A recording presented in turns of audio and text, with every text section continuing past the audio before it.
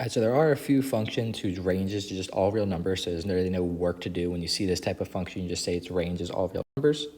Again, as a reminder, the range is the y values we get out of our functions. All right, so the first one is going to be a logarithm. This one didn't have a full domain because I couldn't plug anything in the left, but I'm thinking about y direction. This is going all the way down. I'm going to hit all these negative y values down here. And this function, it doesn't level off. It keeps slowly going up. So eventually I'll hit all the y values up here. So because this graph is kind of slowly going up and goes all the way down really quickly, I'm going to hit all of the y values, which means my range is all real numbers. So logarithms have a limited domain, but a full range. All right, lines. Let's take a look at negative x plus 4. It looks like this. You know, what y values do I hit as I'm going to the left? This is going to keep going up forever, so I'm going to hit all these y values going up.